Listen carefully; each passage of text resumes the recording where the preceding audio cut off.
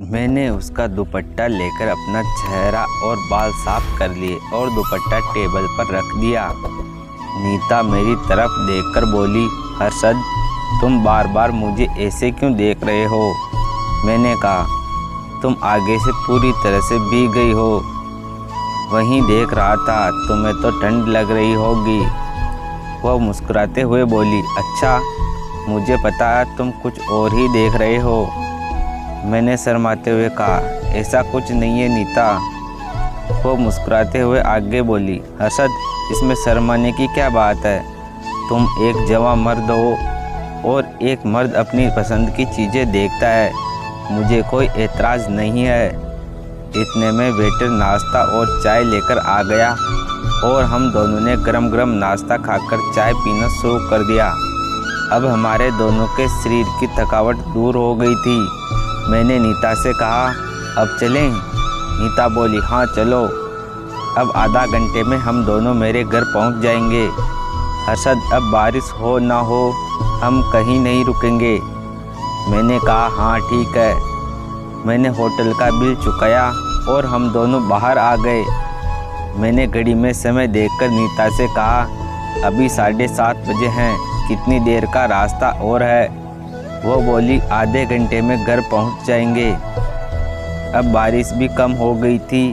मैंने bike start कर दी। नीता मुझसे सटकर बैठी और हम निकल पड़े। थोड़ी दूर जाने के बाद नीता ने अपने एक हाथ से मेरी कमर को कस लिया और दूसरा हाथ मेरी जांघों पर रख दिया। रास्ता खराब था और रास्ते पर पानी बह रहा था, तो मालूम नहीं पड़ता था कि किधर गड्ढा है और किधर नहीं। किसी गड्ढे में बाइक अचानक से गिरती तो नीता के मम्मी मेरी पीठ पर जोर से रगड़ जाते थे।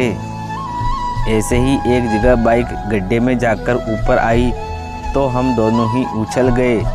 इसी का फ़ायदा लेकर नीता ने अपने हाथ जांघों पर से सीधा मेरे पप्पू पर रख दिया। मुझे अच्छा लग रहा था। पीछे से नीता अपने मम्मी मेरी पीठ पर रगड़ रही थी, साथ में वो अपनी जांघें भी मेरी जांघों पर रगड़ रही थी। वो मुझे गर्म करने लगी थी। दोस्तों, बारिश का मौसम, खुला रास्ता, तेज़ रफ्तार से चलती बाइक और पीछे अनजान लड़की मम्मी पीठ से रगड़ रही हो तो क्या मुकाम हासिल होगा, ये आप अंदाज़ा लगा सकते हैं। उसके घर के रास्ते में एकदम अंधेरा छाया था। हमें देखने वाला कोई नहीं था। अब बारिश तेज़ होने लगी थी। मैंने मुंह मोड़कर नीता से पूछा, क्या करें, रुके या चलते चलें? मेरा गाल नीता के कोमल होठों पर सट गया तो उसने मुझे चूमकर कहा, अब नहीं रुकना हर्षद, आहिस्ता आहिस्ता चलते चलो। नीता ने चूमकर मुझे और गर्म कर दिया था। इसके साथ ही नीता मेरे पप्पू को पेंट के ऊपर से ही कुछ और ज़्यादा दबाती हुई सहलाने लगी थी। इससे मेरा पप्पू गर्म होने लगा था। थोड़ी दूर जाने के बाद नीता बोली, आगे से राइट में जाने का हर्षद। मैंने आगे से राइट मोड़ लेकर बाइक साइड में खड़ी कर दी। नीता ने पूछा, क्या हुआ हर्षद? मैंने कहा, यार बहुत ज़ोर से पेशाब लगी है।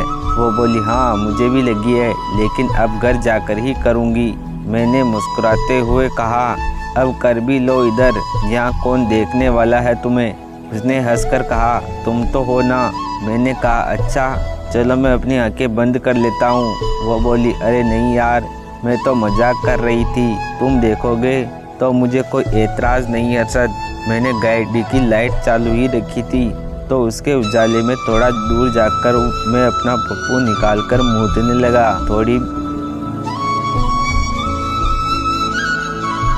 नीता भी थोड़ी दूरी पर अपनी सलवार और पेंटी नीचे करके मूतने बैठ गई।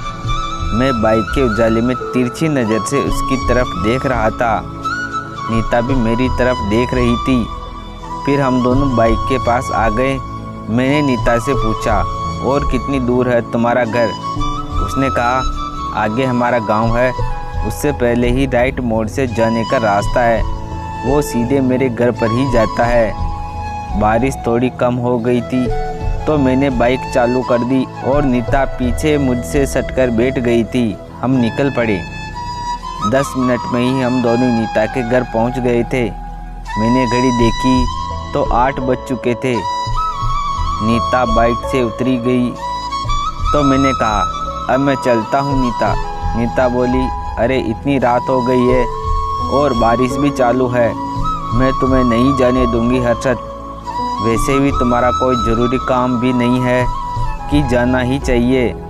अगर रास्ते में कुछ हो गया तो कौन देखने वाला है तुम्हें। ये कहकर उसने मेरी बाइक की चाबी निकाल ली। फिर अपने घर की चाबी निकालकर दरवाज़ा खोलकर अंदर आ गई और सब लाइटें जला दी, बाहर की लाइट भी जला दी।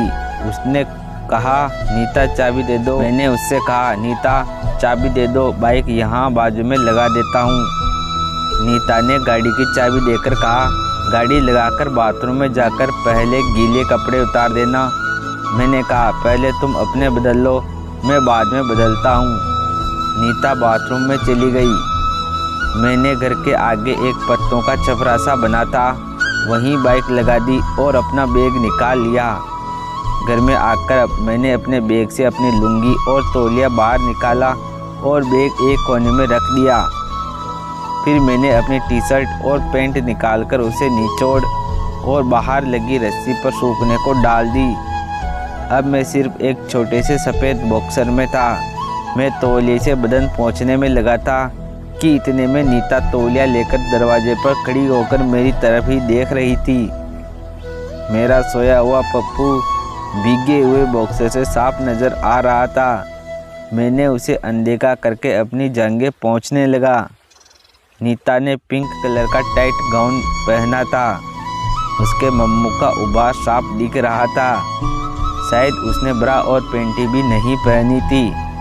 वो मेरे सोए हुए पप्पू का उबार देखकर अपने आप को असहज महसूस कर रही थी। उसने मुझे आवाज़ दी, असद यही सब करोगे क्या? बाथरूम में जाओ और गर्म पानी से नहा लो। मैंने पानी निकाल कर रखा है, गर्म पानी से थकावट दूर हो जाएगी। मैं अपना तौलिया और लुंगी लेकर बाथरूम में जाने लगा। नीता दरवाजे पर ही खड़ी होकर मेरे शरीर को लगातार देख रही थी। मैं दरवाजे के करीब आकर उसके सामने ऐसे खड़ा हुआ कि उसके हाथ को मेरे पप्पू का उबार स्पर्श हो सके। उसके हाथ का स्पर्श होते ही मेरे बदन में बिजली सी दौड़ने लगी थी। नीता भी सिहर उठी। नीता ने अपना हाथ सीने पर रखकर दबाया और बोली, बाहर ठंडी हवा चल रही है, बीमार पड़ जाओगे हर्षद। नीता वासना भरी आंखों से मेरी तरफ देखकर बोल रही थी। मैं बस उसे ही देख रहा था। तभी नीता ने दूर हटते हुए कहा, अब चलो जल्दी से नहा कर आओ, मैं तब तक चाय बनाती हूँ। मैं बाथरूम में आ गया और मस्त गर्म पानी से नहाने लगा। मैं बहुत हल्का सा महसूस कर रहा था। एक लुंगी लपेटकर मैं अपना तौलिया लेकर बाहर आया तो नीता चाय बना रही थी। मैंने पूछा, चाय बन गई नीता? तो उसने कहा, हाँ हर्षद, बन गई।